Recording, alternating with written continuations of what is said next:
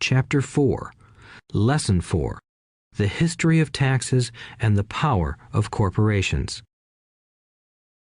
My rich dad just played the game smart, and he did it through corporations, the biggest secret of the rich. I remember in school being told the story of Robin Hood and his merry men. My teacher thought it was a wonderful story of a romantic hero who robbed from the rich and gave to the poor. My rich dad did not see Robin Hood as a hero.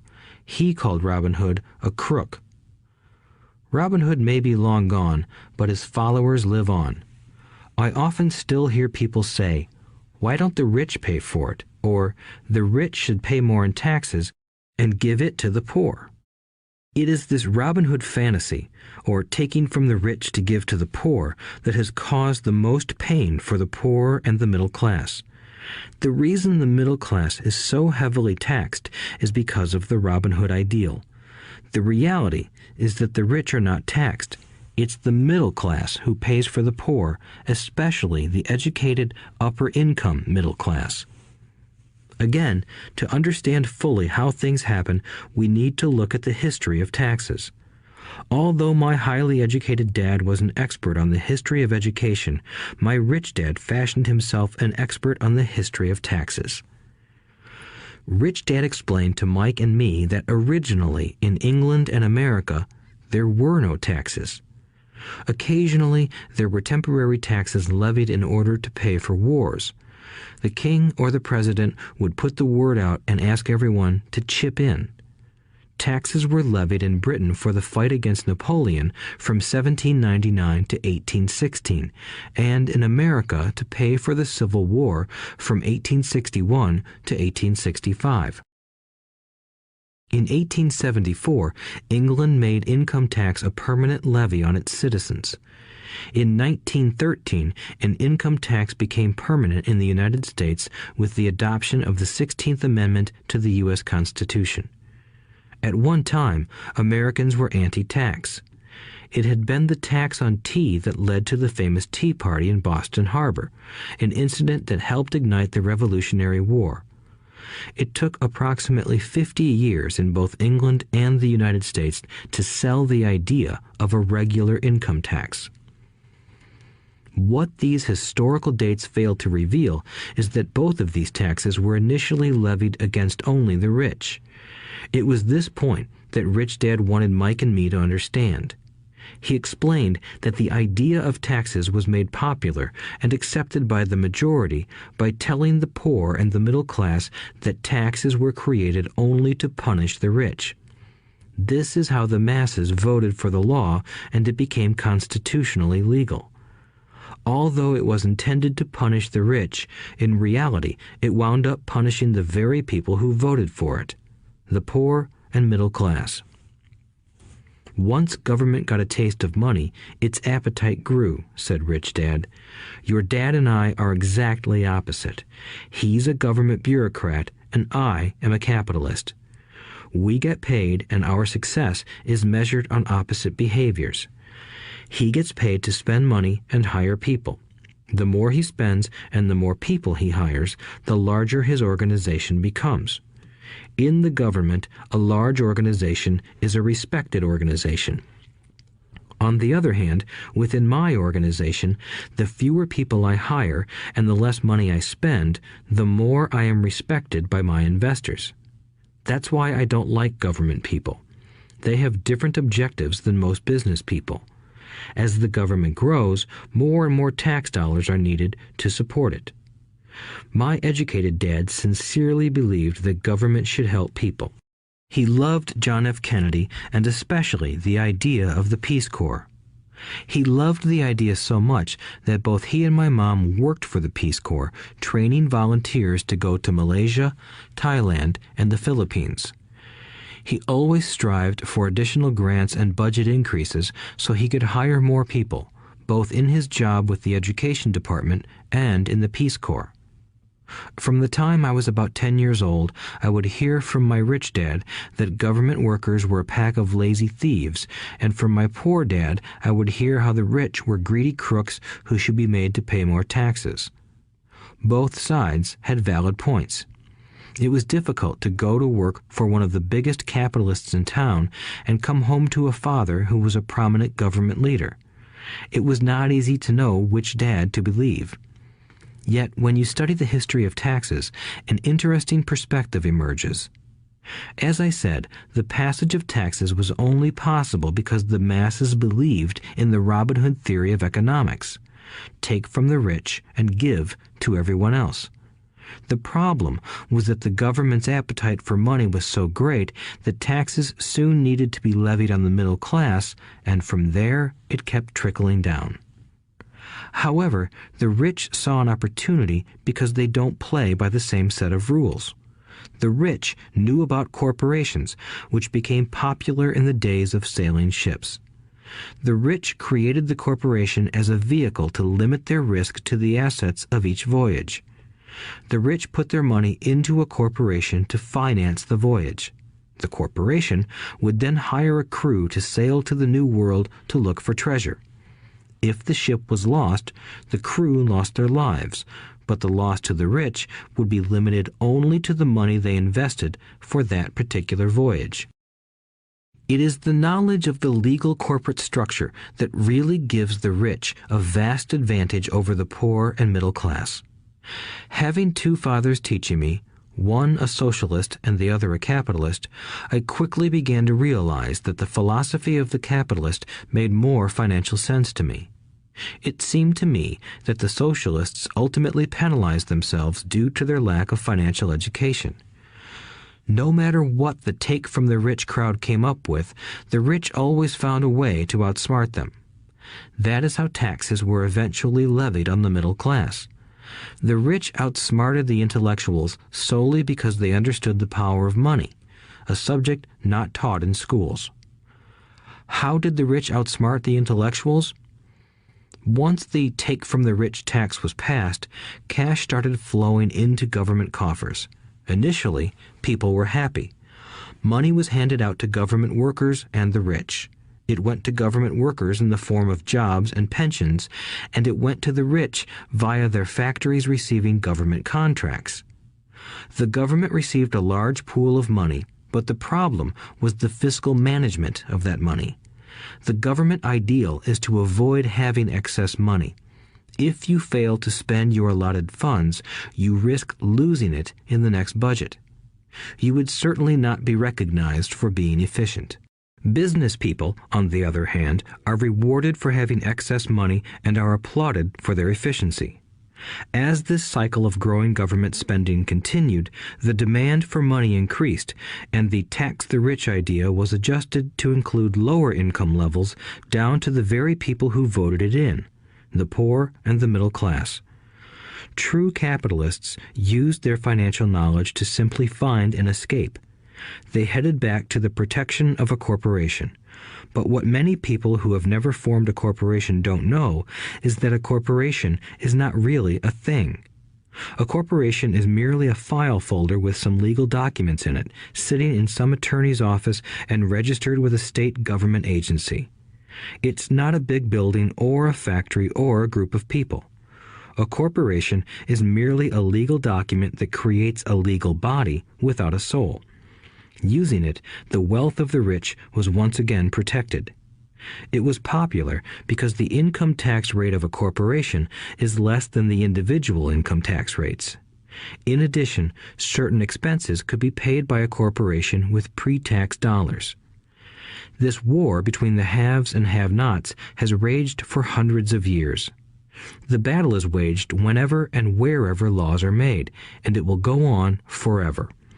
The problem is that the people who lose are the uninformed, the ones who get up every day and diligently go to work and pay taxes. If they only understood the way the rich play the game, they could play it too. Then they would be on their way to their own financial independence. This is why I cringe every time I hear a parent advise their children to go to school so they can find a safe, secure job.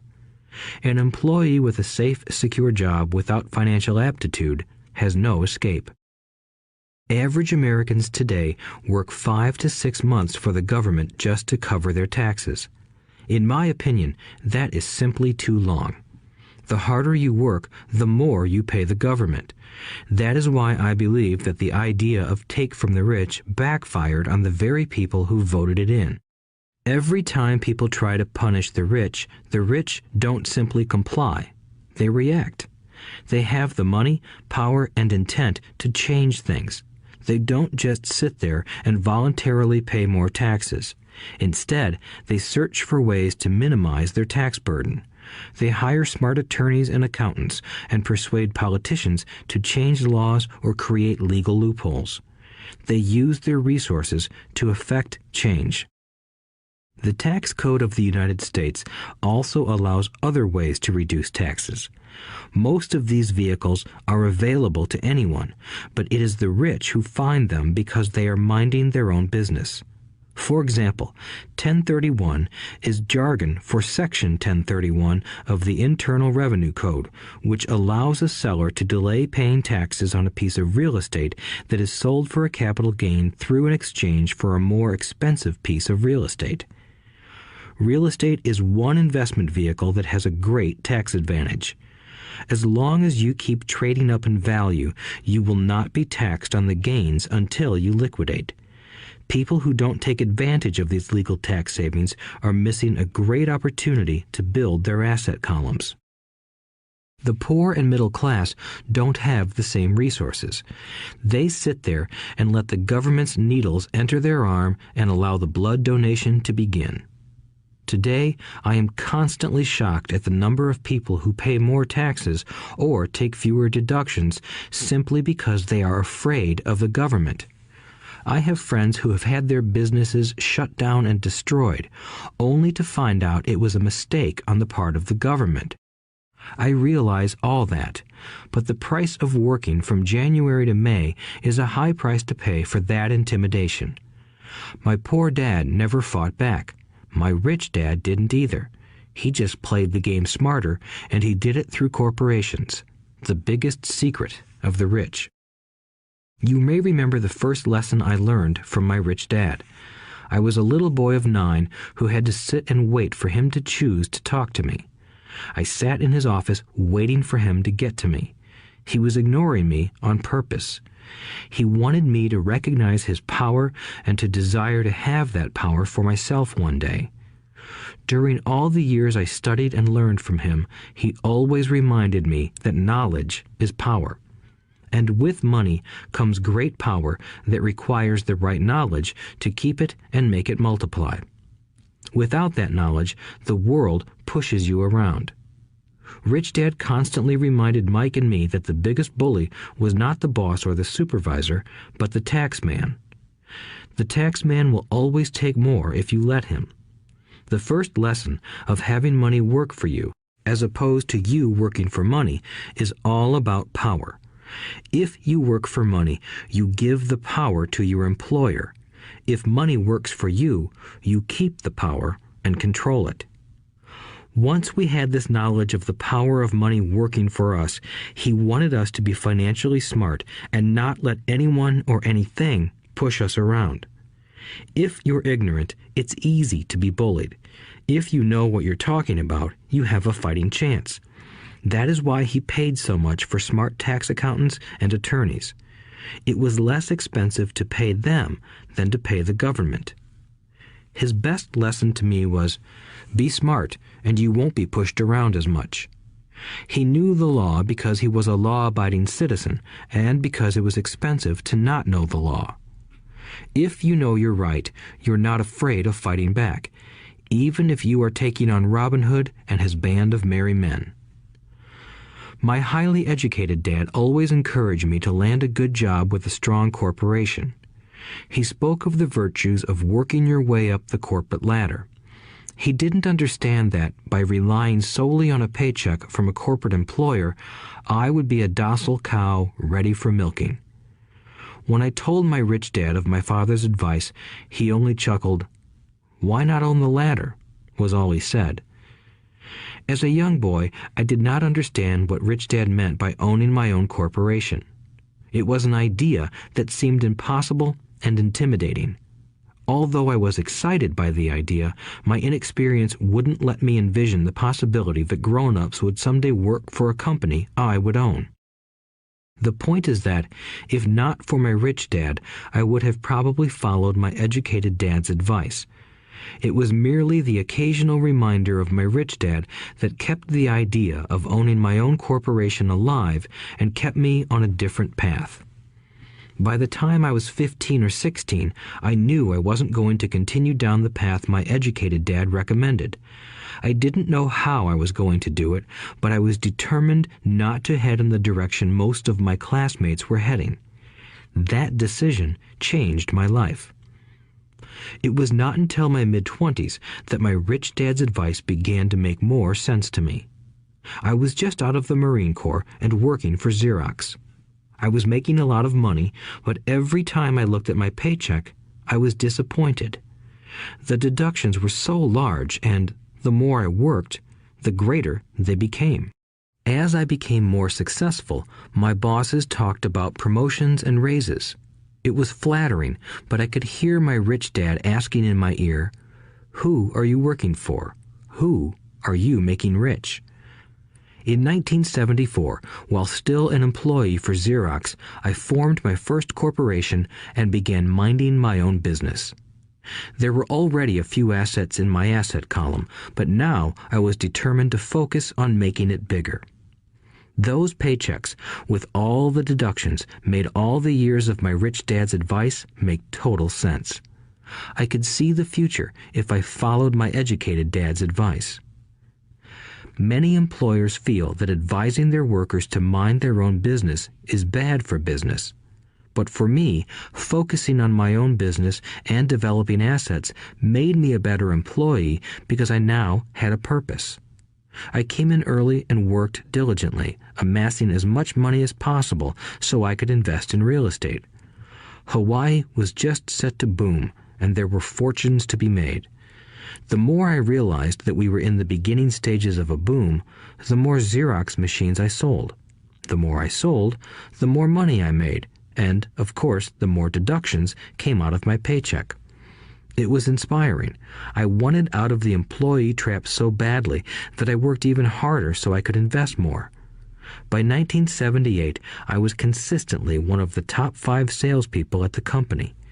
I badly wanted out of the rat race.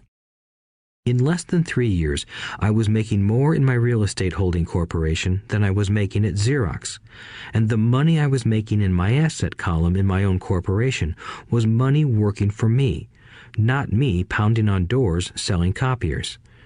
My rich dad's advice made much more sense. Soon, the cash flow from my properties were so strong that my company bought me my first Porsche. My fellow Xerox salespeople thought I was spending my commissions. I wasn't. I was investing my commissions in assets. My money was working hard to make more money. Each dollar in my asset column was a great employee, working hard to make more employees and buy the boss a new Porsche with before-tax dollars. I began to work harder for Xerox. The plan was working, and my Porsche was the proof. By using the lessons I learned from my rich dad, I was able to get out of the proverbial rat race at an early age. It was made possible because of the strong financial knowledge I had acquired through rich dad's lessons. Without this financial knowledge, which I call financial intelligence or financial IQ, my road to financial independence would have been much more difficult. I now teach others in the hope that I may share my knowledge with them. I remind people that financial IQ is made up of knowledge from 4 broad areas of expertise. 1. Accounting. Accounting is financial literacy or the ability to read numbers. This is a vital skill if you want to build an empire. The more money you are responsible for, the more accuracy is required, or the house comes tumbling down. This is the left brain side, or the details. Financial literacy is the ability to read and understand financial statements, which allows you to identify the strengths and weaknesses of any business. 2. Investing. Investing is the science of money making money. This involves strategies and formulas which use the creative right brain side. 3. Understanding markets. Understanding markets is the science of supply and demand. You need to know the technical aspects of the market, which are emotion-driven, in addition to the fundamental or economic aspects of an investment. Does an investment make sense or does it not make sense based on current market conditions? 4. The law. A corporation wrapped around the technical skills of accounting, investing, and markets can contribute to explosive growth. A person who understands the tax advantages and protections provided by a corporation can get rich so much faster than someone who is an employee or a small business sole proprietor. It's like the difference between someone walking and someone flying. The difference is profound when it comes to long-term wealth. Tax advantages.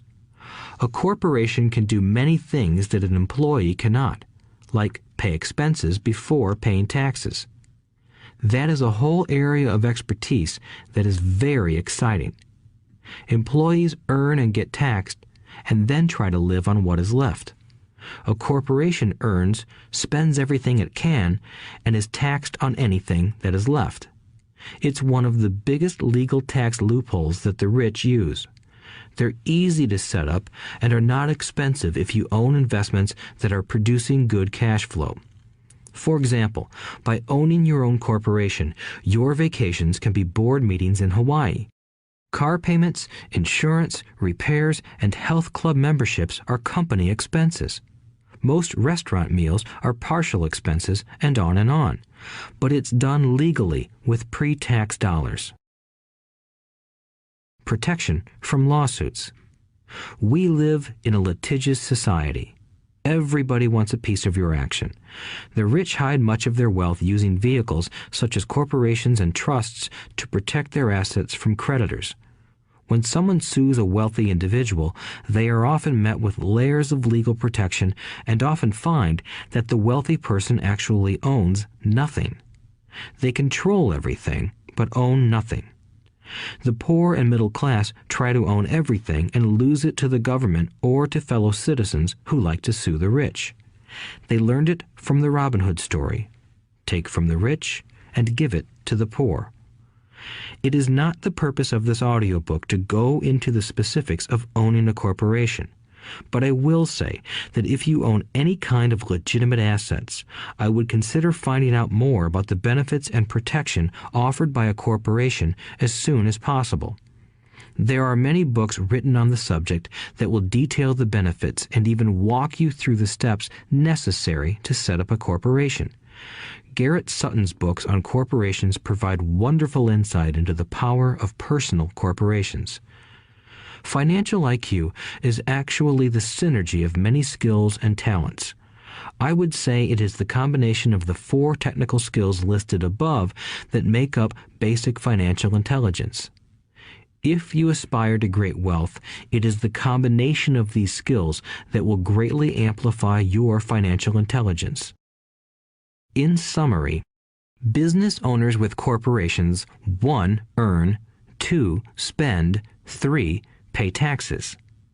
Employees who work for corporations 1. Earn, 2. Pay taxes, 3. Spend.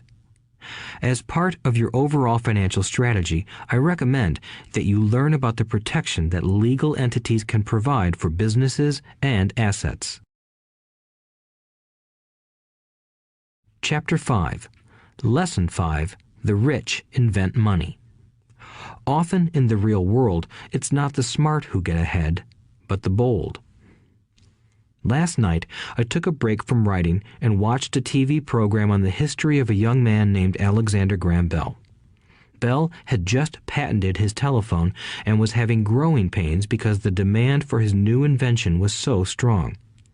Needing a bigger company, he then went to the giant at that time, Western Union, and asked them if they would buy his patent and his tiny company.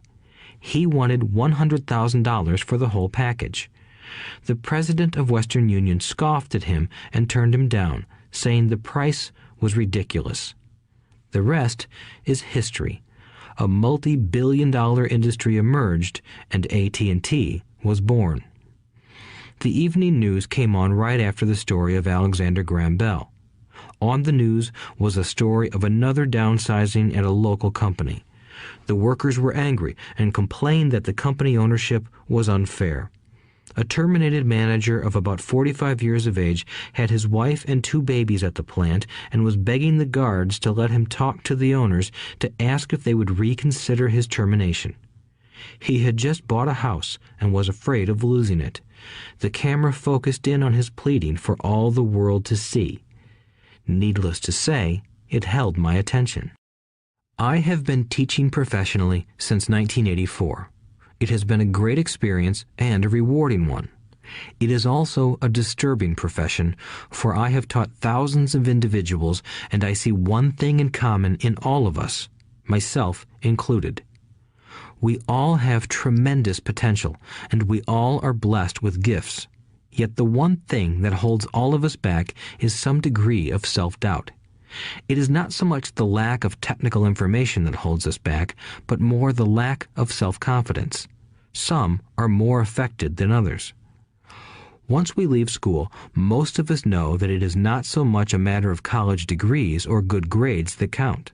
In the real world, outside of academics, something more than just grades is required. I have heard it called many things: guts, chutzpah, balls, audacity, bravado, cunning, daring, tenacity, and brilliance. This factor, whatever it is labeled, ultimately decides one's future much more than school grades do. Inside each of us is one of these brave, brilliant, and daring characters. There is also the flip side of that character, people who could get down on their knees and beg if necessary. After a year in Vietnam as a Marine Corps pilot, I got to know both of those characters inside of me intimately. One is not better than the other.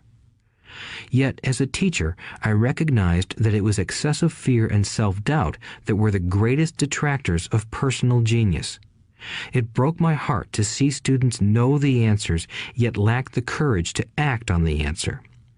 Often in the real world, it's not the smart who get ahead, but the bold. In my personal experience, your financial genius requires both technical knowledge as well as courage. If fear is too strong, the genius is suppressed.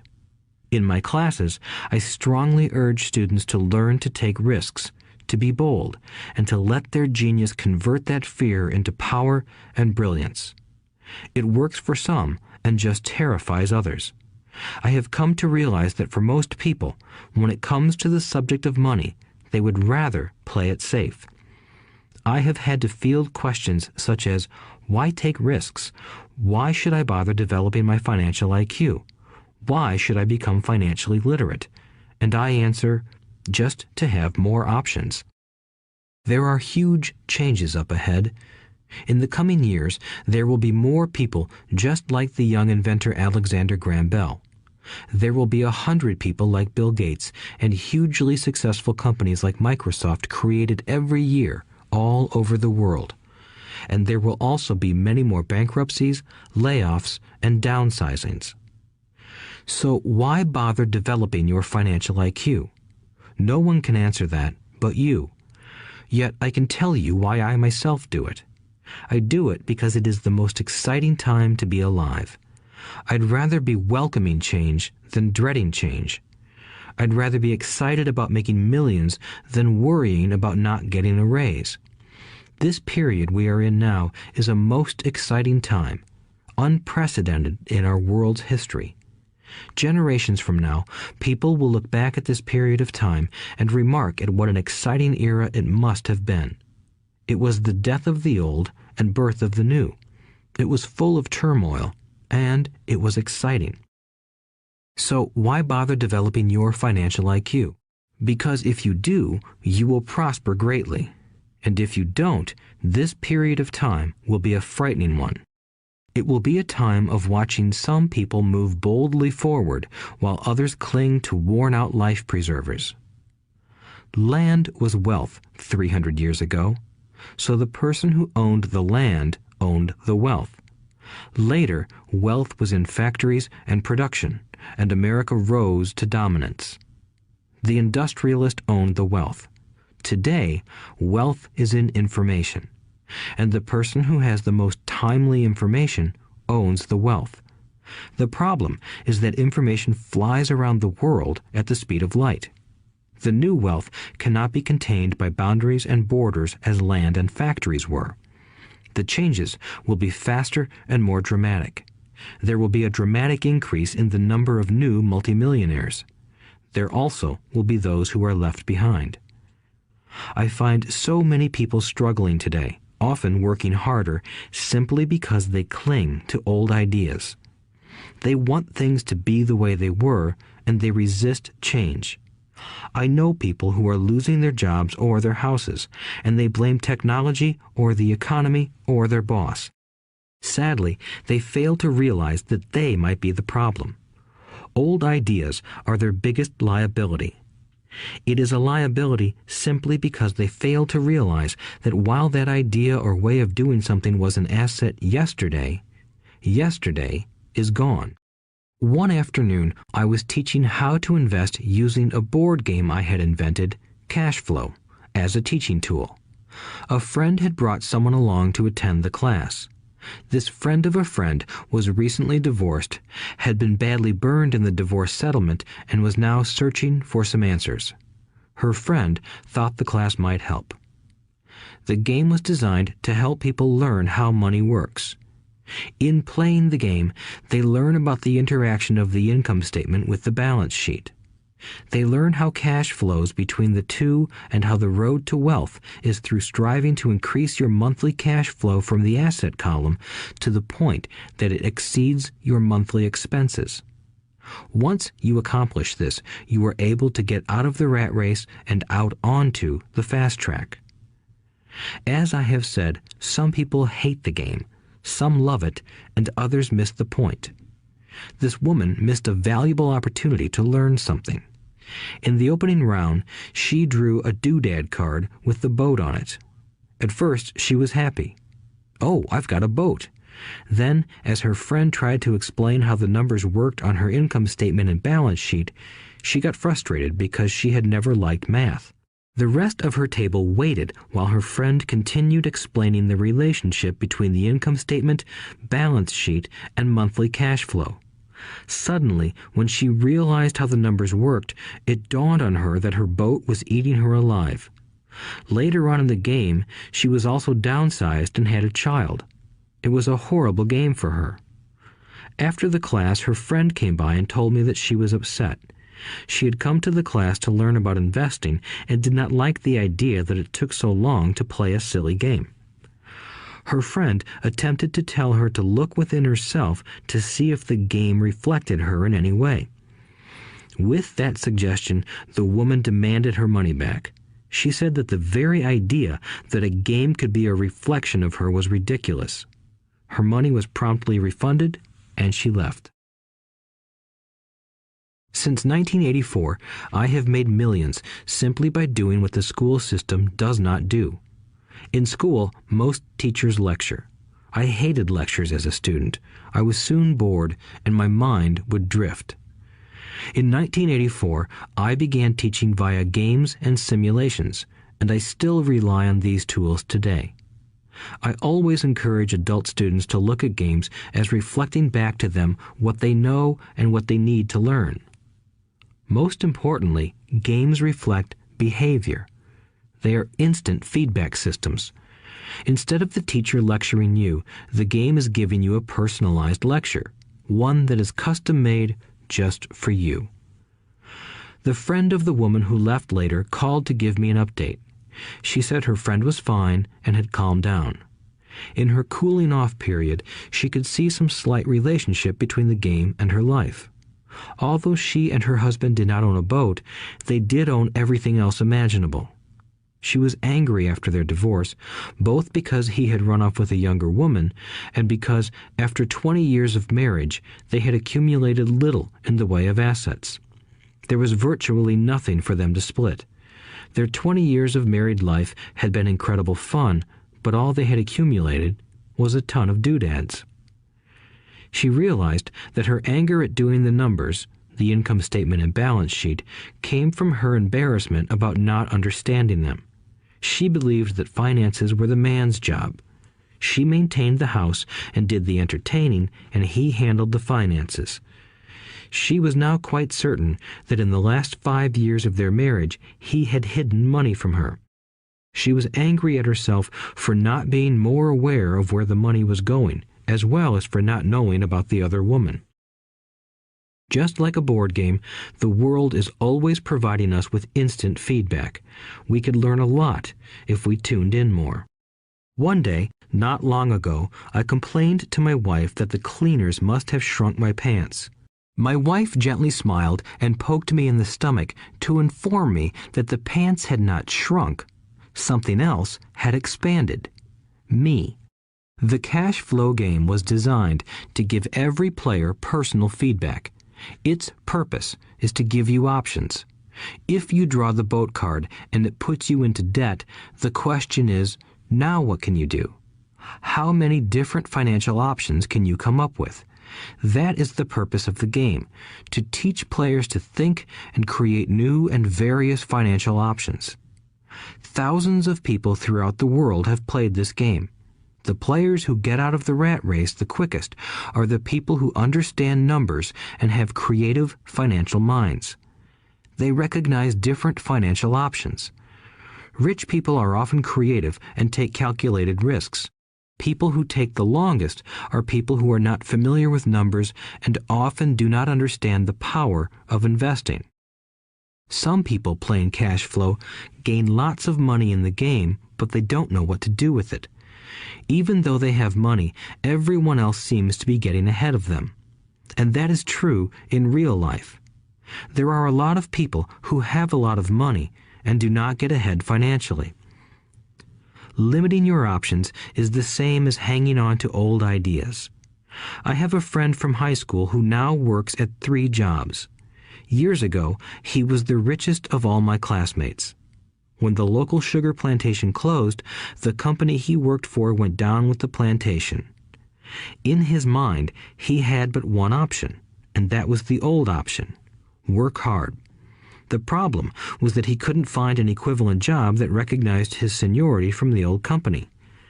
As a result, he is overqualified for the jobs he currently has, so his salary is lower. He now works 3 jobs to earn enough to survive. I have watched people playing cash flow complain that the right opportunity cards are not coming their way, so they sit there. I know people who do that in real life. They wait for the right opportunity. I have watched people get the right opportunity card and then not have enough money.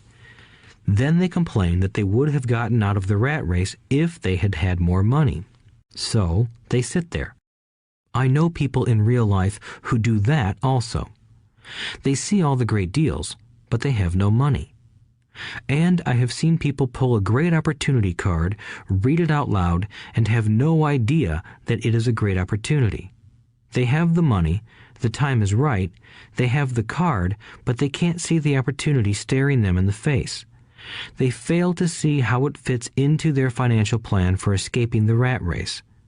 And I know more people like that than all the others combined.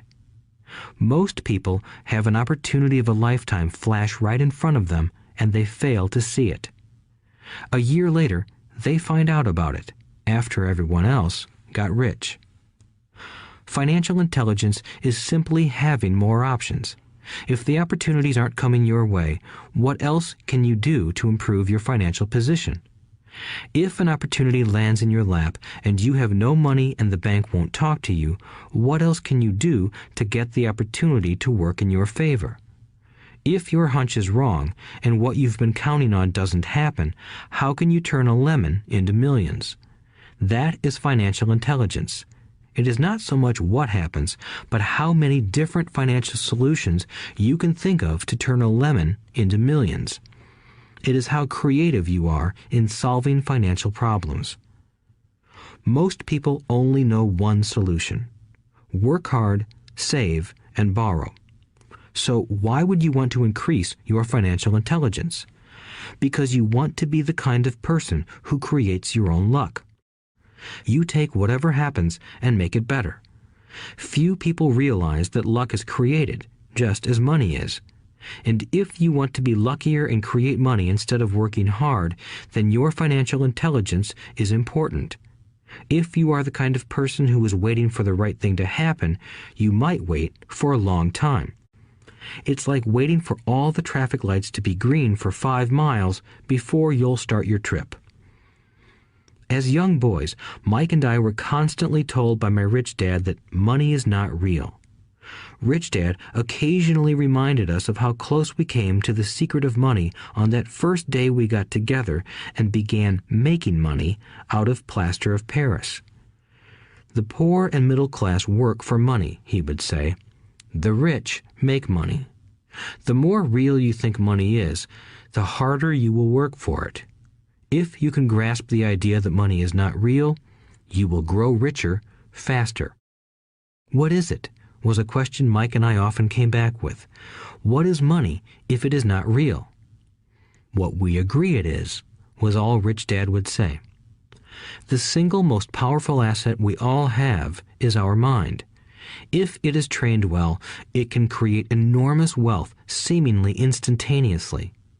An untrained mind can also create extreme poverty that can crush a family for generations.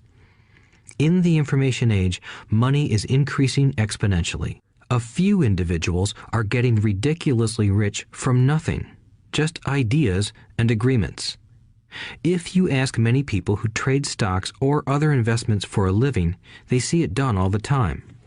Often, millions can be made instantaneously from nothing.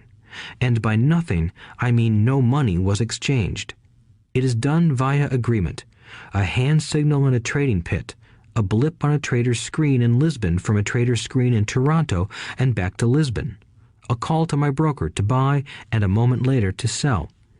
Money did not change hands. Agreements did. So why develop your financial genius? Only you can answer that. I can tell you why I have been developing this area of my intelligence. I do it because I want to make money fast. Not because I need to, but because I want to. It is a fascinating learning process. I develop my financial IQ because I want to participate in the fastest game and biggest game in the world. And, in my own small way, I would like to be part of this unprecedented evolution of humanity, the era where humans work purely with their minds and not with their bodies. Besides, it is where the action is. It is what is happening. It's hip. It's scary, and it's fun. That is why I invest in my financial intelligence, developing the most powerful asset I have. I want to be with people moving boldly forward. I do not want to be with those left behind. I will give you a simple example of creating money. In the early 1990s, the economy of Phoenix, Arizona was horrible. I was watching a TV show when a financial planner came on and began forecasting doom and gloom. His advice was to save money. Put $100 away every month, he said. In 40 years, you will be a multimillionaire. Well, putting money away every month is a sound idea. It is one option, the option most people subscribe to. The problem is this. It blinds the person to what is really going on. It causes them to miss major opportunities for much more significant growth of their money. The world is passing them by. As I said, the economy was terrible at that time. For investors, this is the perfect market condition. A chunk of my money was in the stock market and in apartment houses. I was short of cash. Because people were giving properties away, I was buying. I was not saving money. I was investing. Kim and I had more than $1 million in cash working in a market that was rising fast. It was the best opportunity to invest. The economy was terrible. I just could not pass up these small deals. Houses that were once $100,000 were now $75,000.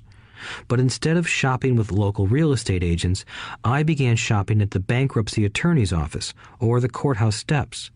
In these shopping places, a $75,000 house could sometimes be bought for $20,000 or less. For $2,000, which was loaned to me from a friend for 90 days for $200, I gave an attorney a cashier's check as a down payment. While the acquisition was being processed, I ran an ad advertising a $75,000 house for only $60,000 and no money down. The phone rang hard and heavy. Prospective buyers were screened, and once the property was legally mine, all the prospective buyers were allowed to look at the house. It was a feeding frenzy. The house sold in a few minutes. I asked for a $2,500 processing fee, which they gladly handed over, and the escrow and title company took over from there. I returned the $2,000 to my friend with an additional $200. He was happy, the home buyer was happy, the attorney was happy, and I was happy. I had sold a house for $60,000 that cost me $20,000. The $40,000 was created from money in my asset column in the form of a promissory note from the buyer. Total working time, 5 hours. So now that you are on your way to becoming more financially literate and skilled at reading numbers, I will tell you why this is an example of money being invented. During this depressed market, Kim and I were able to do 6 of these simple transactions in our spare time. While the bulk of our money was in larger properties and the stock market, we were able to create more than $190,000 in assets, notes at 10% interest, in those 6 buy, create, and sell transactions. That comes to approximately $19,000 a year income, much of it sheltered through our private corporation. Much of that $19,000 a year goes to pay for our company cars, gas, trips, insurance, dinners with clients, and other things. By the time the government gets a chance to tax that income, it's been spent on legally allowed pre-tax expenses. This was a simple example of how money is invented, created, and protected using financial intelligence. Ask yourself, how long would it take to save $190,000? Would the bank pay you 10% interest on your money? And the promissory note is good for 30 years. I hope they never pay me the $190,000. I have to pay a tax if they pay me the principal, and besides, $19,000 paid over 30 years is a little over $500,000 in income. I have people ask, what happens if the person doesn't pay? That does happen, and it's good news. That $60,000 home could be taken back and resold for $70,000 and another $2,500 collected as a loan processing fee. It would still be a zero-down transaction in the mind of the new buyer, and the process would go on. The first time I sold the house, I paid back the $2,000, so technically I have no money in the transaction. My return on investment, ROI, is infinity. It's an example of no money making a lot of money. In the second transaction, when resold, I would have put $2,000 in my pocket and re-extended the loan to 30 years. What would my ROI be if I got paid money to make money? I do not know, but it sure beats saving $100 a month, which actually starts out as $150 because it's after-tax income for 40 years earning low interest. And again, you're taxed on the interest. That is not too intelligent. It may be safe, but it's not smart. A few years later, as the Phoenix real estate market strengthened, those houses we sold for $60,000 became worth $110,000. Foreclosure opportunities were still available, but became rare. It cost a valuable asset, my time, to go out looking for them. Thousands of buyers were looking for the few available deals. The market had changed. It was time to move on and look for other opportunities to put in the asset column. You cannot do that here. That is against the law. You're lying. I hear those comments much more often than, Can you show me how to do that? The math is simple. You do not need algebra or calculus, and the escrow company handles the legal transaction and the servicing of the payments. I have no roofs to fix or toilets to unplug because the owners do that. It's their house. Occasionally, someone does not pay, and that is wonderful because there are late fees, or they move out and the property is sold again. The court system handles that. And it may not work in your area. The market conditions may be different, but the example illustrates how a simple financial process can create hundreds of thousands of dollars with little money and low risk. It is an example of money being only an agreement. Anyone with a high school education can do it. Yet most people won't. Most people listen to the standard advice of work hard and save money. For about 30 hours of work, approximately $190,000 was created in the asset column, and no taxes were paid. Which one sounds harder to you? 1. Work hard, pay 50% in taxes, save what is left, your savings, then earn 5%, which is also taxed. Or 2. Take the time to develop your financial intelligence, harness the power of your brain and the asset column. If you use option number 1, be sure to factor in how much time it takes you to save $190,000. Time is one of your greatest assets. Now, you may understand why I silently shake my head when I hear parents say, "My child is doing well in school and receiving a good education." It may be good, but is it adequate? I know the above investment strategy is a small one. It is used to illustrate how small can grow into big. Again, my success reflects the importance of a strong financial foundation, which starts with a strong financial education. I have said it before, but it's worth repeating. Financial intelligence is made up of these 4 main technical skills. 1. Accounting. Accounting is financial literacy, or the ability to read numbers. This is a vital skill if you want to build businesses or investments. 2. Investing. Investing is the science of money making money. 3. Understanding markets. Understanding markets is the science of supply and demand. Alexander Graham Bell gave the market what it wanted. So did Bill Gates. A $75,000 house offered for $60,000 that cost $20,000 was also the result of seizing an opportunity created by the market.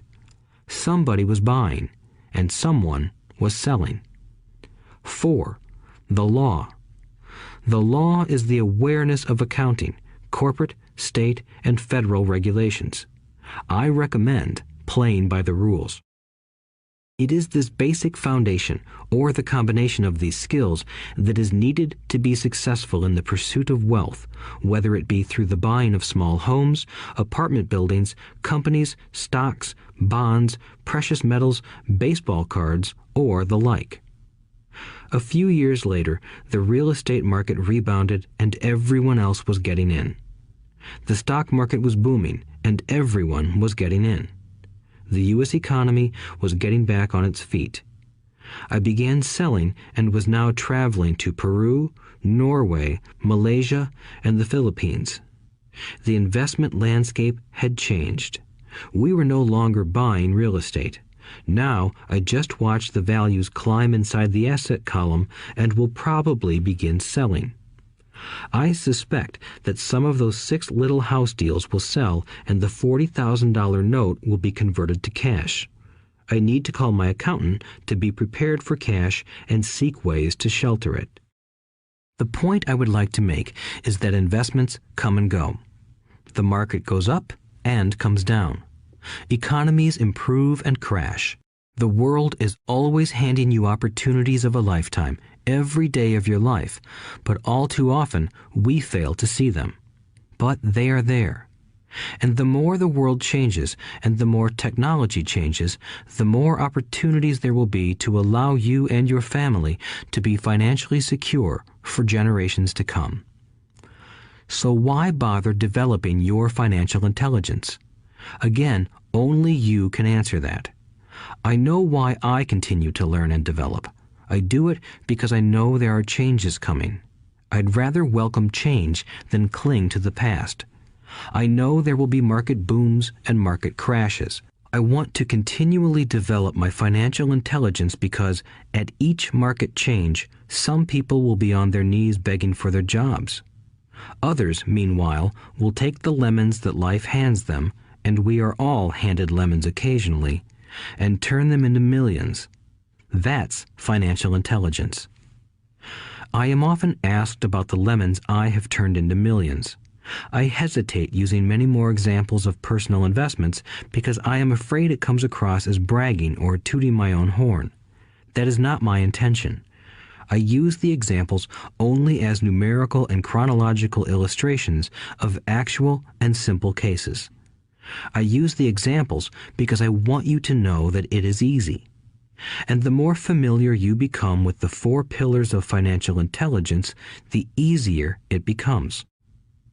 Personally, I use 2 main vehicles to achieve financial growth: real estate and small cap stocks. I use real estate as my foundation. Day in and day out, my properties provide cash flow and occasional spurts of growth and value. The small cap stocks are used for fast growth. I do not recommend anything that I do. The examples are just that, examples. If the opportunity is too complex and I do not understand the investment, I don't do it. Simple math and common sense are all you need to do well financially. There are 5 reasons for using examples. 1. To inspire people to learn more. 2. To let people know it is easy if the foundation is strong. 3. To show that anyone can achieve great wealth. 4. To show that there are millions of ways to achieve your goals. 5. To show that it's not rocket science. In 1989, I used to jog through a lovely neighborhood in Portland, Oregon. It was a suburb that had little gingerbread houses. They were small and cute. I almost expected to see Little Red Riding Hood skipping down the sidewalk on her way to Granny's. There were for sale signs everywhere. The timber market was terrible. The stock market had just crashed, and the economy was depressed. On one street, I noticed a for sale sign that was up longer than most. It looked old. Jogging past it one day, I ran into the owner, who looked troubled. "What are you asking for your house?" I asked. The owner turned and smiled weakly. "Make me an offer," he said. "It's been for sale for over a year. Nobody even comes by anymore to look at it." "I'll look," I said, and I bought the house a half hour later for $20,000 less than his asking price. It was a cute little 2-bedroom home with gingerbread trim on all the windows. It was light blue with gray accents and had been built in 1930. Inside, there was a beautiful rock fireplace, as well as 2 tiny bedrooms. It was a perfect rental house. I gave the owner $5,000 down for a $45,000 house that was really worth $65,000, except that no one wanted to buy it. The owner moved out in a week, happy to be free, and my first tenant moved in, a local college professor. After the mortgage, expenses, and management fees were paid, I put a little less than $40 in my pocket at the end of each month. Hardly exciting. A year later, the depressed Oregon real estate market had begun to pick up. California investors, flush with money from their still booming real estate market, were moving north and buying up Oregon and Washington. I sold that little house for $95,000 to a young couple from California who thought it was a bargain. My capital gains of approximately $40,000 were placed into a 1031 tax-deferred exchange, and I went shopping for a place to put my money. In about a month, I found a 12-unit apartment house right next to the Intel plant in Beaverton, Oregon. The owners lived in Germany, had no idea what the place was worth, and again, just wanted to get out of it. I offered $275,000 for a $450,000 building. They agreed to $300,000. I bought it and held it for 2 years. Utilizing the same 1031 exchange process, we sold the building for $495,000 and bought a 30-unit apartment building in Phoenix, Arizona. We had moved to Phoenix by then to get out of the rain and needed to sell anyway. Like the former Oregon market, the real estate market in Phoenix was depressed. The price of the 30-unit apartment building in Phoenix was $875,000, with $225,000 down. The cash flow from the 30 units was a little over $5,000 a month. The Arizona market began moving up, and a few years later, a Colorado investor offered us $1.2 million for the property. The point of this example is how a small amount can grow into a large amount. Again, it is a matter of understanding financial statements, investment strategies, a sense of the market, and the laws. If people are not versed in these subjects, then obviously they must follow standard dogma, which is to play it safe, diversify, and only invest in secure investments. The problem with secure investments is that they are often sanitized, that is, made so safe that the gains are less. Most large brokerage houses will not touch speculative transactions in order to protect themselves and their clients, and that is a wise policy. The really hot deals are not offered to people who are novices. Often, the best deals that make the rich even richer are reserved for those who understand the game. It is technically illegal to offer speculative deals to someone who is considered not sophisticated, but of course, it happens. The more sophisticated I get, the more opportunities come my way. Another case for developing your financial intelligence over a lifetime is simply that more opportunities are presented to you. And the greater your financial intelligence, the easier it is to tell whether a deal is good. It's your intelligence that can spot a bad deal or make a bad deal good. The more I learn, and there is a lot to learn, the more money I make simply because I gain experience and wisdom as the years go on. I have friends who are playing it safe, working hard at their profession and failing to gain financial wisdom, which does take time to develop. My overall philosophy is to plant seeds inside my asset column. That is my formula. I start small and plant seeds. Some grow, some don't. Inside our real estate corporation, we have property worth several $1 million. It is our own right, or real estate investment trust. The point I'm making is that most of those millions started out as little $5,000 to $10,000 investments.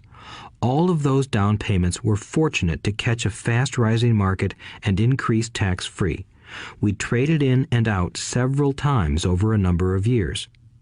We also own a stock portfolio, surrounded by a corporation that Kim and I call our personal mutual fund. We have friends who deal specifically with investors like us who have extra money each month to invest. We buy high-risk, speculative private companies that are just about to go public on a stock exchange in the United States or Canada. An example of how fast gains can be made are 100,000 shares purchased for 25 cents each before the company goes public. 6 months later, the company is listed, and the 100,000 shares now are worth $2 each.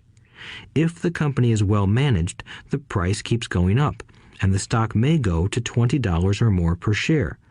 There are years when our $25,000 has gone to $1 million in less than a year. It is not gambling if you know what you're doing.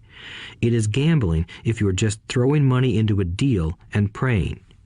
The idea in anything is to use your technical knowledge, wisdom, and love of the game to cut the odds down, to lower the risk. Of course, there is always risk. It is financial intelligence that improves the odds.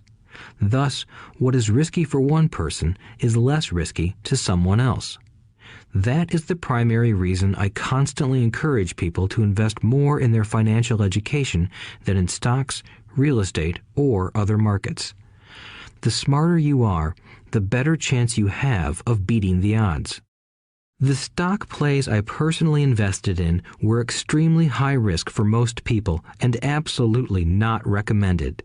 I have been playing that game since 1979 and have paid more than my share in dues. But if you will review why investments such as these are high risk for most people, you may be able to set your life up differently, so that the ability to take $25,000 and turn it into $1 million in a year is low risk for you. As stated earlier, nothing I have written is a recommendation. It is only used as an example of what is simple and possible. What I do is small potatoes in the grand scheme of things. Yet, for the average individual, a passive income of more than $100,000 a year is nice and not hard to achieve. Depending on the market and how smart you are, it could be done in 5 to 10 years. If you keep your living expenses modest, $100,000 coming in as additional income is pleasant, regardless of whether you work. You can work if you like, or take time off if you choose, and use the government tax system in your favor rather than against you. My personal basis is real estate. I love real estate because it's stable and slow-moving. I keep the base solid. The cash flow is fairly steady and, if properly managed, has a good chance of increasing in value. The beauty of a solid base of real estate is that it allows me to take greater risks, as I do with speculative stocks. If I make great profits in the stock market, I pay my capital gains tax on the gain and then reinvest what's left in real estate, again further securing my asset foundation. A last word on real estate. I have traveled all over the world and taught investing. In every city, I hear people say you cannot buy real estate cheap. That is not my experience. Even in New York or Tokyo, or just on the outskirts of the city, prime bargains are overlooked by most people. In Singapore, with their high real estate prices, there are still bargains to be found within a short driving distance. So whenever I hear someone say, "You can't do that here," pointing at me, I remind them that maybe the real statement is, "I don't know how to do that here. Yet." Great opportunities are not seen with your eyes. They are seen with your mind. Most people never get wealthy simply because they are not trained financially to recognize opportunities right in front of them. I am often asked, "How do I start?" In the final chapter of this audiobook, I offer 10 steps that I followed on the road to my financial freedom. But always remember to have fun. When you learn the rules and the vocabulary of investing and begin to build your asset column, I think you'll find that it's as fun a game as you've ever played. Sometimes you win, and sometimes you learn. But have fun. Most people never win because they're more afraid of losing. That is why I found school so silly. In school, we learn that mistakes are bad, and we are punished for making them. Yet if you look at the way humans are designed to learn, we learn by making mistakes. We learn to walk by falling down. If we never fell down, we would never walk. The same is true for learning to ride a bike. I still have scars on my knees, but today I can ride a bike without thinking. The same is true for getting rich. Unfortunately, the main reason most people are not rich is because they are terrified of losing. Winners are not afraid of losing, but losers are. Failure is part of the process of success. People who avoid failure also avoid success. I look at money much like my game of tennis. I play hard, make mistakes, correct, make more mistakes, correct, and I get better. If I lose the game, I reach across the net, shake my opponent's hand, smile, and say, "See you next Saturday." There are two kinds of investors. 1. The first and most common type is a person who buys a packaged investment. They call a retail outlet, such as a real estate company, a stockbroker, or a financial planner, and they buy something. It could be a mutual fund, a right, a stock, or bond. It is a clean and simple way of investing. An analogy would be a shopper who goes to a computer store and buys a computer right off the shelf. 2. The second type is an investor who creates investments. This investor usually assembles a deal in the same way a person who buys components builds a computer. I do not know the first thing about putting components of a computer together, but I do know how to put pieces of opportunities together, or know people who know how. It is this second type of investor who is the more professional investor. Sometimes it may take years for all the pieces to come together. And sometimes they never do. It is this second type of investor that my rich dad encouraged me to be. It is important to learn how to put the pieces together, because that is where the huge wins reside, and sometimes some huge losses if the tide goes against you. If you want to be the second type of investor, you need to develop 3 main skills. These skills are in addition to those required to become financially intelligent. 1. Find an opportunity that everyone else missed. You see with your mind what others miss with their eyes. For example, a friend bought this run-down old house. It was spooky to look at. Everyone wondered why he bought it. What he saw that we did not was that the house came with 4 extra empty lots. He discovered that after going to the title company. After buying the house, he tore the house down and sold the 5 lots to a builder for 3 times what he paid for the entire package. He made $75,000 for 2 months of work. It's not a lot of money, but it sure beats minimum wage, and it's not technically difficult. 2. Raise money. The average person only goes to the bank. This second type of investor needs to know how to raise capital, and there are many ways that don't require a bank. To get started, I learned how to buy houses without a bank. It was the learned skill of raising money more than the houses themselves that was priceless. All too often, I hear people say, "The bank won't lend me money," or "I don't have the money to buy it."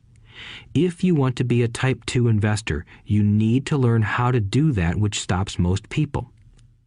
In other words, a majority of people let their lack of money stop them from making a deal. If you can avoid that obstacle, you will be millions ahead of those who don't learn those skills. There have been many times I have bought a house, a stock, or an apartment building without a penny in the bank. I once bought an apartment house for $1.2 million. I did what is called tying it up with a written contract between seller and buyer. I then raised the $100,000 deposit, which bought me 90 days to raise the rest of the money. Why did I do it? Simply because I knew it was worth $2 million. I never raised the money. Instead, the person who put up the $100,000 gave me $50,000 for finding the deal, took over my position, and I walked away. Total working time? 3 days. Again, it's what you know more than what you buy. Investing is not buying. It's more a case of knowing. 3. Organize smart people. Intelligent people are those who work with or hire a person who is more intelligent than they are. When you need advice, make sure you choose your advisor wisely. There is a lot to learn, but the rewards can be astronomical. If you do not want to learn those skills, then being a Type 1 investor is highly recommended. It is what you know that is your greatest wealth.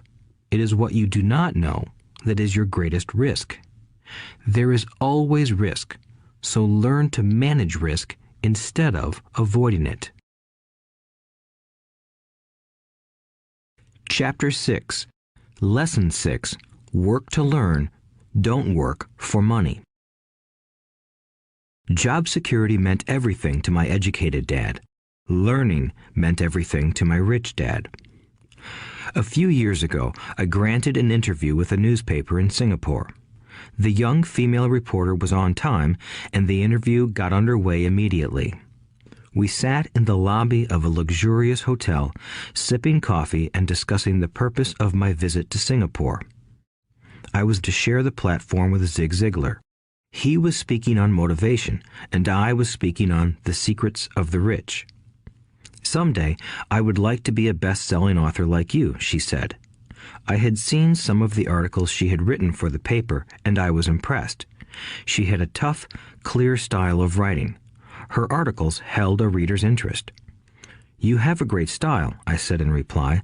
What holds you back from achieving your dream? My work does not seem to go anywhere, she said quietly. Everyone says that my novels are excellent, but nothing happens. So I keep my job with the paper. At least it pays the bills. Do you have any suggestions? Yes, I do, I said brightly. A friend of mine here in Singapore runs a school that trains people to sell. He runs sales training courses for many of the top corporations here in Singapore, and I think attending one of his courses would greatly enhance your career. She stiffened. Are you saying I should go to school to learn to sell? I nodded. You aren't serious, are you? Again, I nodded. What is wrong with that?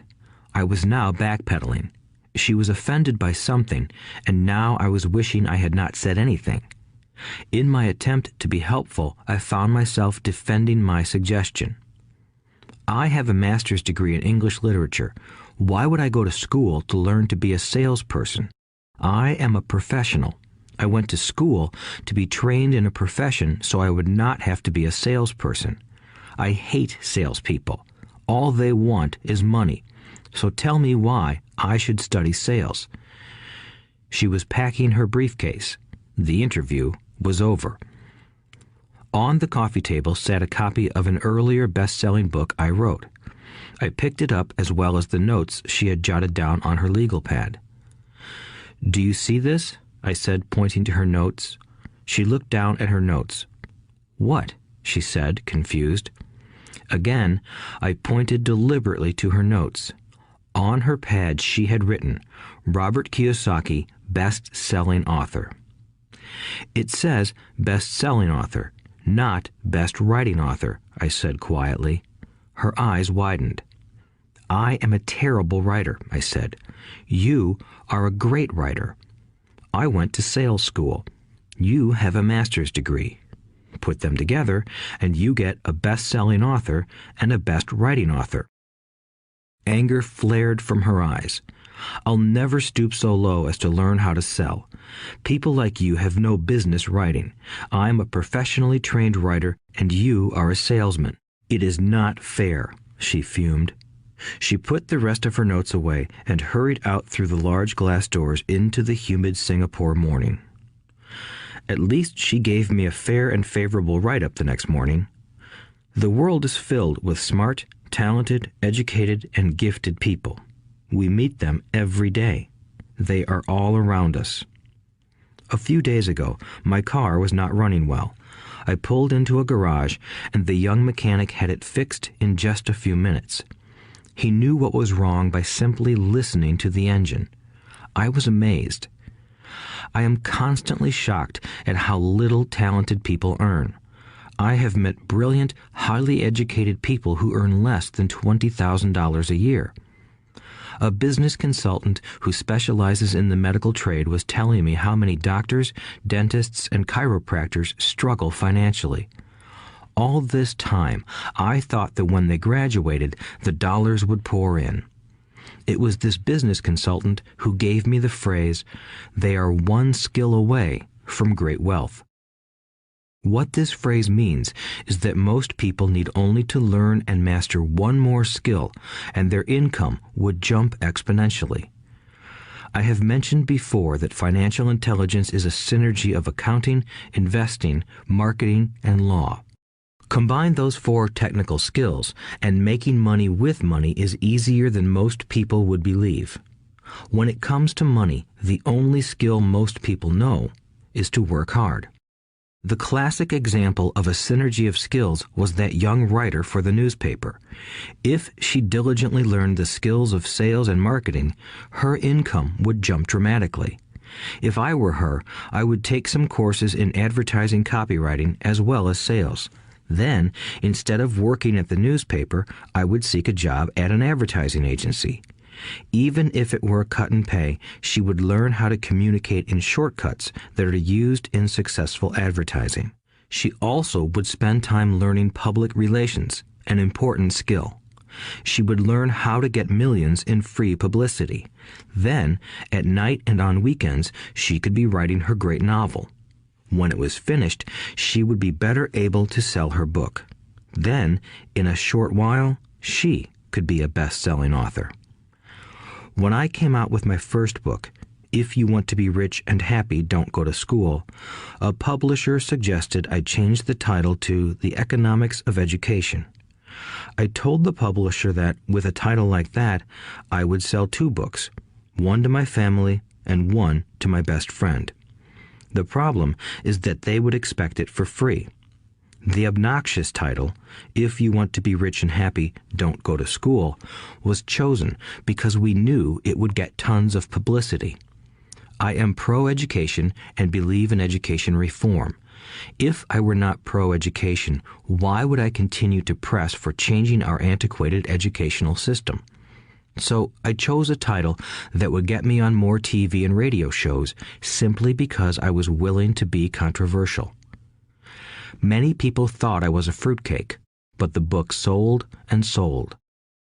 When I graduated from the U.S. Merchant Marine Academy in 1969, my educated dad was happy. Standard Oil of California had hired me for its oil tanker fleet as a third mate. The pay was low compared with my classmates, but it was okay for a first real job after college. My starting pay was about $42,000 a year, including overtime, and I only had to work for 7 months. I had 5 months of vacation. If I had wanted to, I could have taken the run to Vietnam with a subsidiary shipping company and easily doubled my pay instead of taking 5 months of vacation. I had a great career ahead of me, yet I resigned after 6 months with the company and joined the Marine Corps to learn how to fly. My educated dad was devastated. Rich Dad congratulated me. In school and in the workplace, the popular opinion is the idea of specialization. That is, in order to make more money or get promoted, you need to specialize. That is why medical doctors immediately begin to seek a specialty such as orthopedics or pediatrics. The same is true for accountants, architects, lawyers, pilots, and others. My educated dad believed in the same dogma. That is why he was thrilled when he eventually achieved his doctorate. He often admitted that schools reward people who study more and more about less and less. Rich Dad encouraged me to do exactly the opposite. You want to know a little about a lot, was his suggestion. That is why for years I worked in different areas of his companies. For a while, I worked in his accounting department. Although I would probably never have been an accountant, he wanted me to learn via osmosis. Rich Dad knew I would pick up jargon and a sense of what is important and what is not. I also worked as a busboy and construction worker as well as in sales, reservations, and marketing. He was grooming Mike and me. That is why he insisted we sit in on the meetings with his bankers, lawyers, accountants, and brokers. He wanted us to know a little about every aspect of his empire. When I quit my high-paying job with Standard Oil, my educated dad had a heart-to-heart talk with me. He was bewildered. He could not understand my decision to resign from a career that offered high pay, great benefits, lots of time off, and opportunity for promotion. When he asked me one evening, "Why did you quit?" I could not explain it to him, though I tried hard to. My logic did not fit his logic. The big problem was that my logic was my rich dad's logic. Job security meant everything to my educated dad. Learning meant everything to my rich dad. Educated Dad thought I went to school to learn to be a ship's officer. Rich Dad knew that I went to school to study international trade. So, as a student, I made cargo runs, navigating large freighters, oil tankers, and passenger ships to the Far East and the South Pacific. Rich Dad emphasized that I should stay in the Pacific instead of taking ships to Europe because he knew that the emerging nations were in Asia, not Europe. While most of my classmates, including Mike, were partying at their fraternity houses, I was studying trade, people, business styles, and cultures in Japan, Taiwan, Thailand, Singapore, Hong Kong, Vietnam, Korea, Tahiti, Samoa, and the Philippines. I was partying also, but it was not in any frat house. I grew up rapidly. Educated Dad just could not understand why I decided to quit and join the Marine Corps. I told him I wanted to learn to fly, but really I wanted to learn to lead troops. Rich Dad explained to me that the hardest part of running a company is managing people. He had spent 3 years in the Army. My educated dad was draft exempt. Rich Dad valued learning to lead men into dangerous situations. Leadership is what you need to learn next, he said. If you are not a good leader, you'll get shot in the back, just like they do in business. Returning from Vietnam in 1973, I resigned my commission, even though I loved flying. I found a job with Xerox Corporation. I joined it for one reason, and it was not for the benefits. I was a shy person, and the thought of selling was the most frightening subject in the world. Xerox has one of the best sales trainings programs in America. Rich Dad was proud of me. My educated dad was ashamed. Being an intellectual, he thought that salespeople were below him. I worked with Xerox for 4 years until I overcame my fear of knocking on doors and being rejected. Once I could consistently be in the top 5 in sales, I again resigned and moved on, leaving behind another great career with an excellent company. In 1977, I formed my first company. Rich Dad had groomed Mike and me to take over companies, so I now had to learn to form them and put them together. My first product, the nylon and Velcro wallet, was manufactured in the Far East and shipped to a warehouse in New York, near where I had gone to school. My formal education was complete, and it was time to test my wings. If I failed, I would go broke. Rich Dad thought it best to go broke before 30. You still have time to recover, was his advice.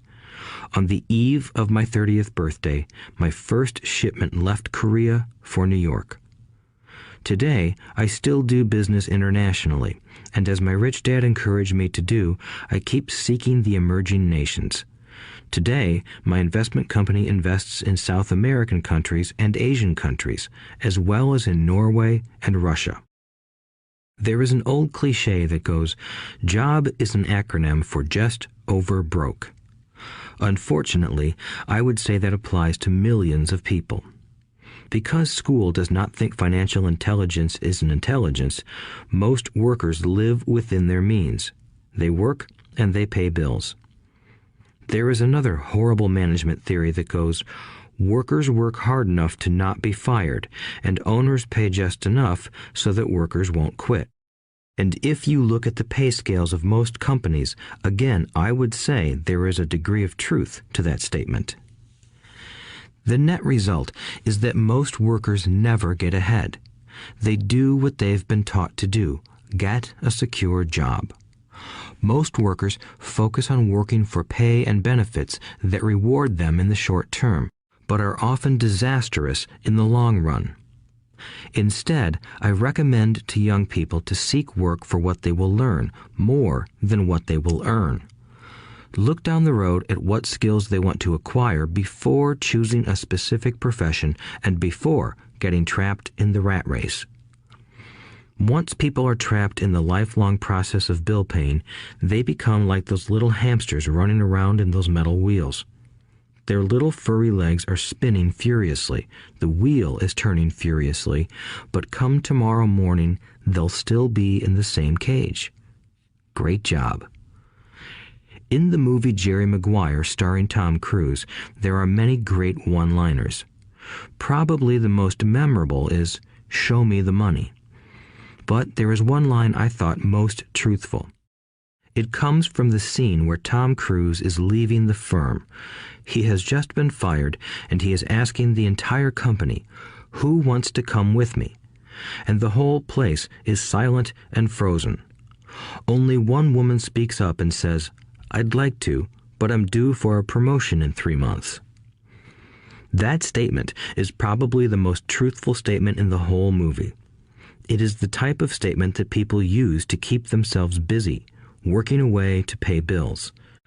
I know my educated dad looked forward to his pay raise every year, and every year he was disappointed. So he would go back to school to earn more qualifications so he could get another raise. Then, once again, there would be another disappointment. The question I often ask people is, where is this daily activity taking you?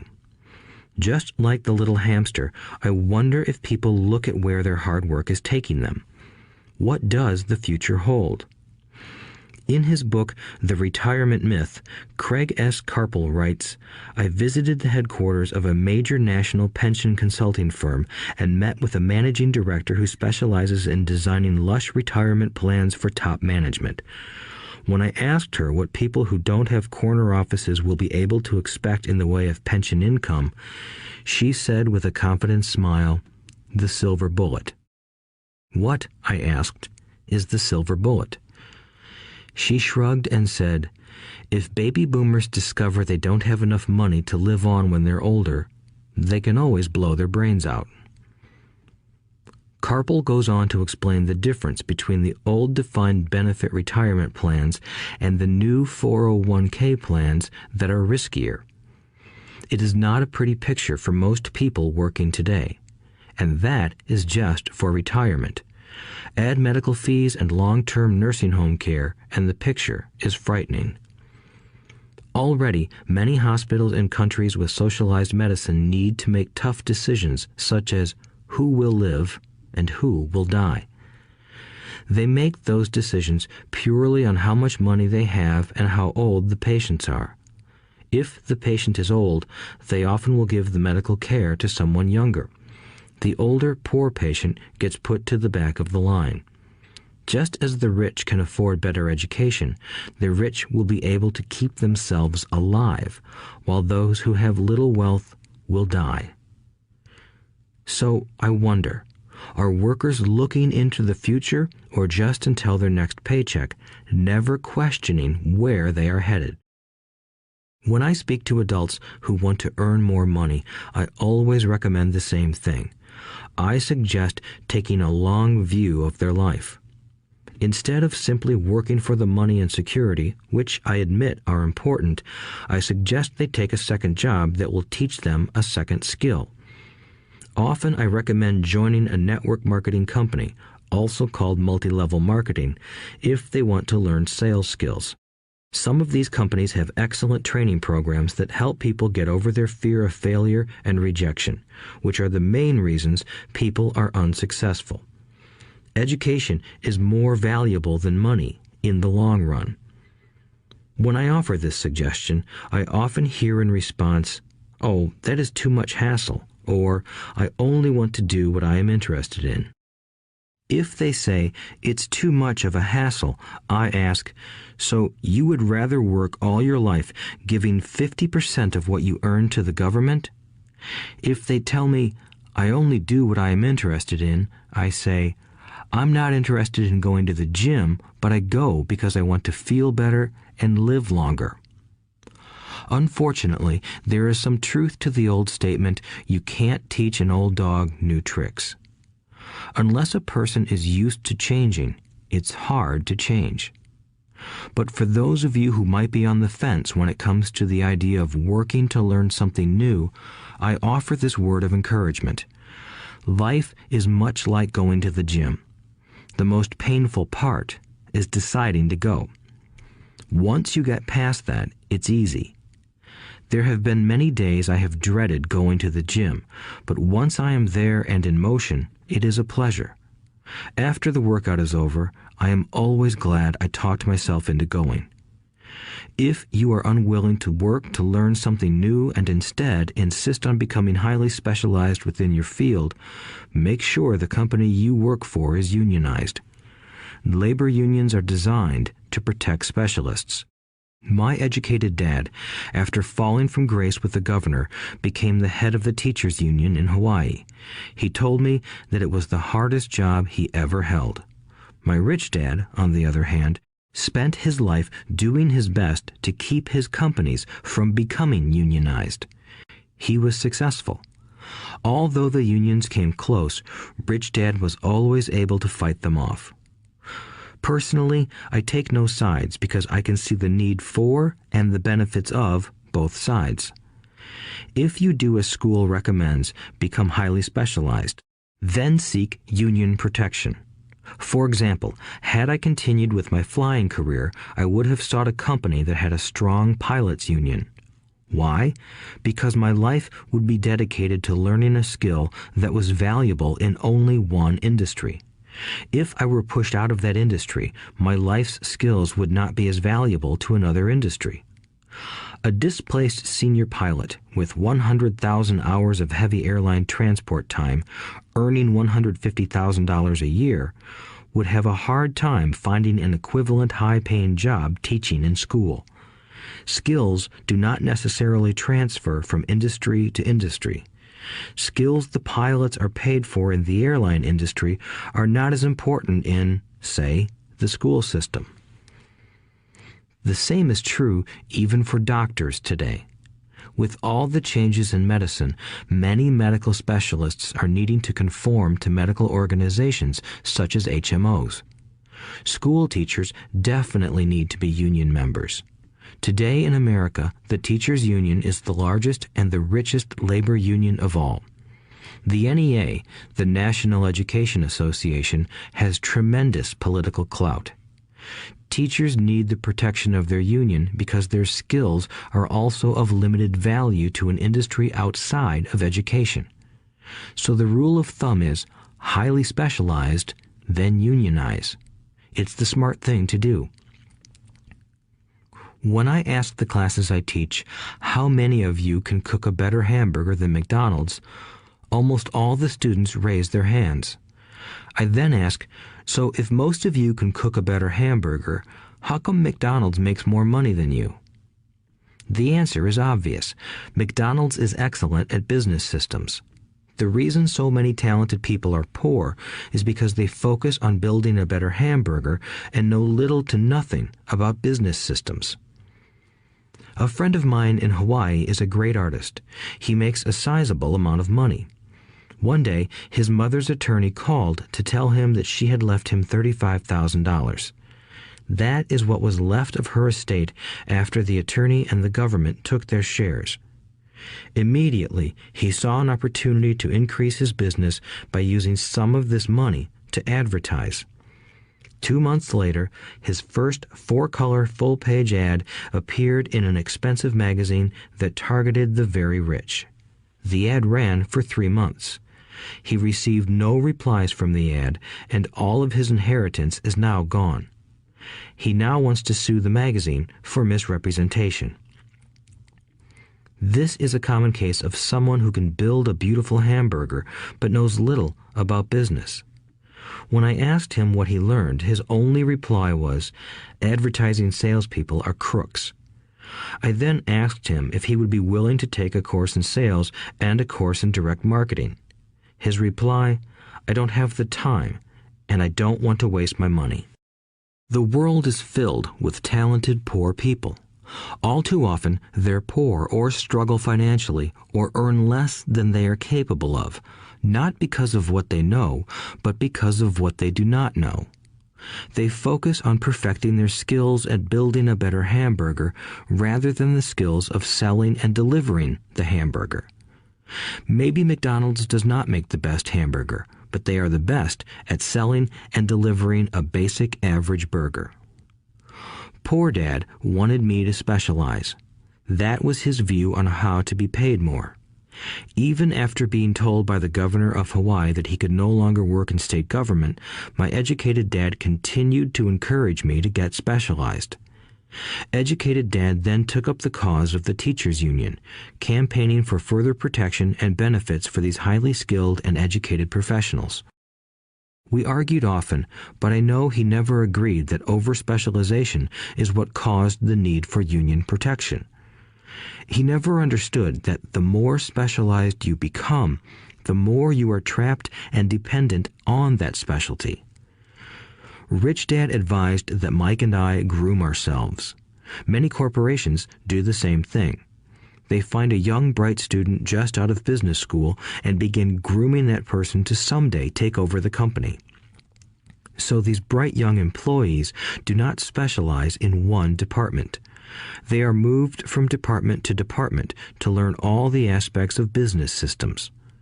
The rich often groom their children or the children of others. By doing so, their children gain an overall knowledge of the operations of the business and how the various departments interrelate. For the World War II generation, it was considered bad to skip from company to company. Today, it is considered smart. Since people will skip from company to company rather than seek greater specialization in skills, why not seek to learn more than to earn? In the short term, it may earn you less, but it will pay dividends in the long term. The main management skills needed for success are 1. Management of cash flow, 2. Management of systems, 3. Management of people. The most important specialized skills are sales and marketing. The ability to sell, to communicate to another human being, be it a customer, employee, boss, spouse, or child, is the base skill of personal success. Communication skills such as writing, speaking, and negotiating are crucial to a life of success. These are skills I work on constantly, attending courses or buying educational resources to expand my knowledge. As I have mentioned, my educated dad worked harder and harder the more competent he became. He also became more trapped the more specialized he got. Although his salary went up, his choices diminished. Soon after he was locked out of government work, he found out how vulnerable he really was professionally. It is like professional athletes who suddenly are injured or are too old to play. Their once high-paying position is gone, and they have limited skills to fall back on. I think that is why my educated dad sided so much with the unions after that. He realized how much a union would have benefited him. Rich Dad encouraged Mike and me to know a little about a lot. He encouraged us to work with people smarter than we were and to bring smart people together to work as a team. Today, it would be called a synergy of professional specialties. Today, I meet ex-school teachers earning hundreds of thousands of dollars a year. They earn that much because they have specialized skills in their field as well as other skills. They can teach as well as sell and market. I know of no other skills to be more important than selling and marketing. The skills of selling and marketing are difficult for most people, primarily due to their fear of rejection. The better you are at communicating, negotiating, and handling your fear of rejection, the easier life is. Just as I advised that newspaper writer who wanted to become a best-selling author, I advise anyone else today. Being technically specialized has its strengths as well as its weaknesses. I have friends who are geniuses, but they cannot communicate effectively with other human beings, and, as a result, their earnings are pitiful. I advise them to just spend a year learning to sell. Even if they earn nothing, their communication skills will improve, and that is priceless. In addition to being good learners, sellers, and marketers, we need to be good teachers as well as good students. To be truly rich, we need to be able to give as well as to receive. In cases of financial or professional struggle, there is often a lack of giving and receiving. I know many people who are poor because they are neither good students nor good teachers.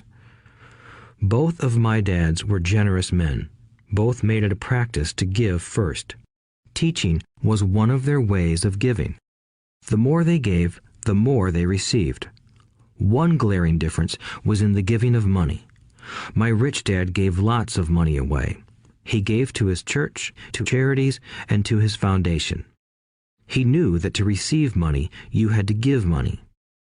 Giving money is the secret to most great wealthy families. That is why there are organizations like the Rockefeller Foundation and the Ford Foundation. These are organizations designed to take their wealth and increase it, as well as give it away in perpetuity. My educated dad always said, "When I have some extra money, I'll give it." The problem was that there was never any extra. So he worked harder to draw more money in rather than focus on the most important law of money. Give and you shall receive. Instead, he believed in receive and then you give. In conclusion, I became both dads. One part of me is a hardcore capitalist who loves the game of money making money. The other part is a socially responsible teacher who is deeply concerned with this ever-widening gap between the haves and have-nots. I personally hold the archaic educational system primarily responsible for this growing gap.